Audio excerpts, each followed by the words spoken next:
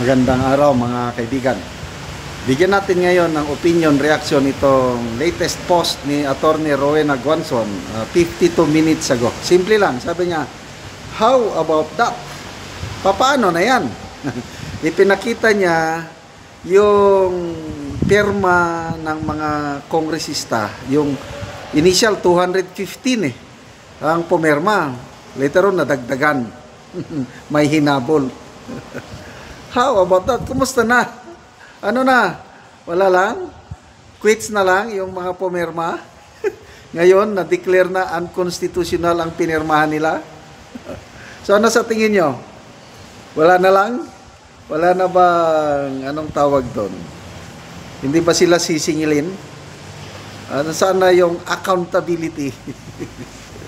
Ay, nako ito. Magbasa tayo. People who reacted. Ang galing mag-isip nito si Attorney Rowena Guanzon simple lang. Paano na yan? Sabi niya, pirma. Oo nga naman. Sayang-sayang lang ang gastos natin sa kanila. Oh, people who reacted. 16,000? 14,000 ang tumatawa. Tinatawanan ang mga kongresista. 1.4 K like and 100 for love. Okay, basa tayo sa mga comments. Maynard Sadiwa, I like there is a right way to do the right thing at the right time. Ito yung quote, mga quote ng Korte Suprema, yung kanilang desisyon. Ano yun unanimous. Grabe. 15, walang kumontra, ibig sabihin overwhelming evidence. Hindi lang beyond reasonable doubt, proof beyond unanimous. Oh, ano ngayon masasabi ninyo? 215 kongresista na pumirma. There is a right way to do the right thing at the right time. Tandaanan ko nga ito. There is a right way to do the right thing at the right time. Ang ganda, no? Grabe talaga ang wisdom ng ating mga maestrado. Mayroon ba yung the end just does not justify the means? Kinote nila yun. Accountability kunuhay. Pananagutin nila si BP Sara. Nalabag sa batas ang ginawa ni BP. Sila ang unang lumabag sa batas. O ano ngayon? May mukha pa ba silang maiharap sa taong bayan? Lalo na sa kanilang mga distrito? Ano na naman kaya ang irarason? O kapal mooks na, di bale, nakuha naman namin yung napag-usapan. O wala na. Wala na lang yan. Kibit palikat na lang yan. Dewi Towers. Better luck next year. Another 150 million daw. Grabe, no? Although wala namang prueba, kailang yun ang matunog kasi may mga umamin na nakatanggap sila at nagpapaliwanag na papaano ng distrito namin, papaano ng distrito ko, papaano natin matutustusan ang pagtulong ko sa inyo. Example, sa Cagayan de Oro, 1st District, Congressman Lord Suwan, yan ang paliwanag niya Paano ko makatulong sa aking distrito kung hindi ako pipirma? Mawawalan tayo ng pundo. O, ibig sabihin, may kapalit na pundo. O, anong pundo yun? O, Congressman Toby Chanco, siya mismo nagsabi, campaign manager ng Alyansa, nagbigayan. Pinilit nilang pirmahan yung impeachment para maibigay yung gusto nilang ibigay. Ano ngayon? Bumirang. Gaba ni Risi. Okay, ano pa ang mga kondito? Risa Kabistani. Sige, si Bibim naman para maalis na agad yan. Wala. Yung nag-file ng impeachment complaint kay Bibim, yung Duterte Party List Group, o anong nangyari? Hindi sila pinaupo sa ano. Walang mangahas na mag-file kay PBBM ngayon ng impeachment complaint. Habang nandyan pa sa Kamara si Speaker Martin Romualdez. Ang nakikita ko, anytime this year, baka mag-file na ulit or next year. Kasi talagang balakid sa ambisyon nila si BP Sara. Gagawa at gagawa sila lahat na pwede nilang gawin para matanggal sa kanilang landas si BP Sara. Kaya we expect more impeachment to come. But to me, hindi ako napapahala. Bakit?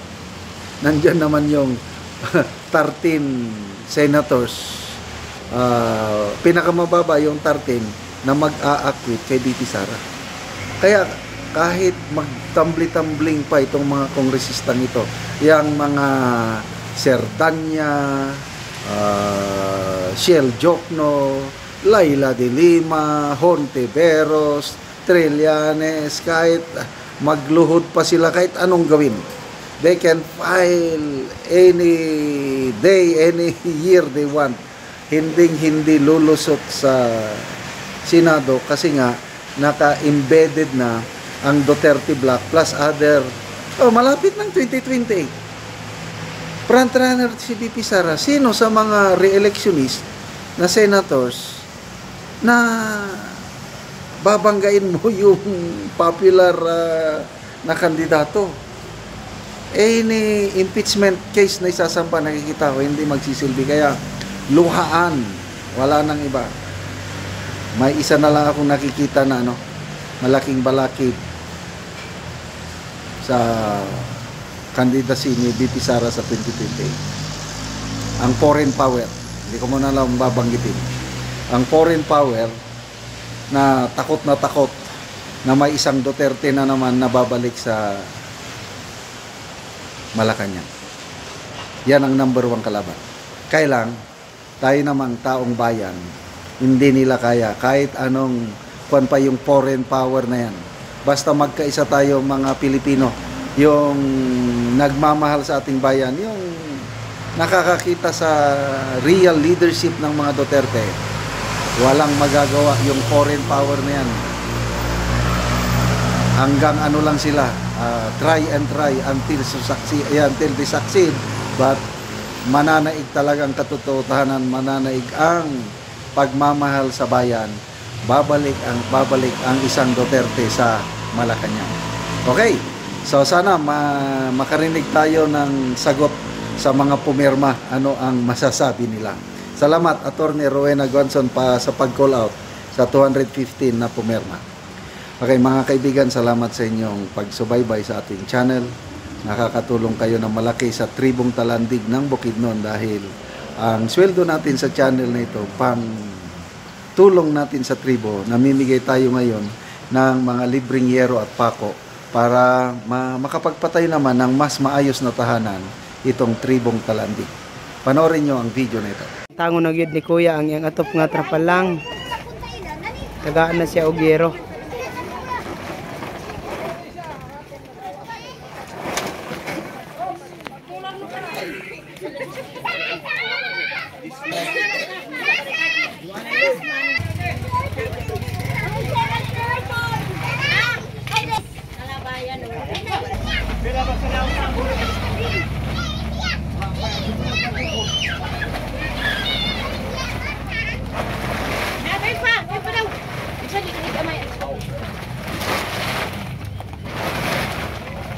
Kaya pa ako siya sa ito.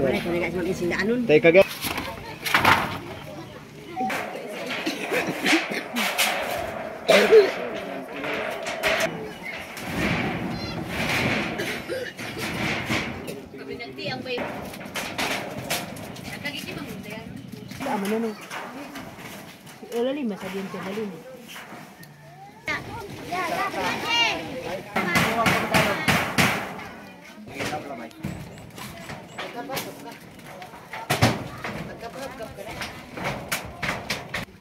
Salamat sa Ginoo nga nagtabang sa among og sa naghatag sa sin.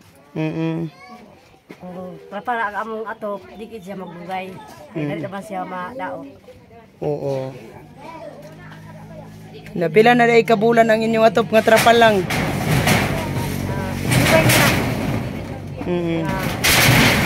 Bulan. Duha ka bulan lang. So karon nakaatop na mog bag-o.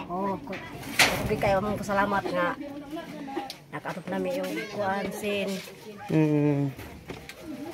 So, salamat kayo. Salamat kaayo Oo. sa nagatag ani. Oo, thank you.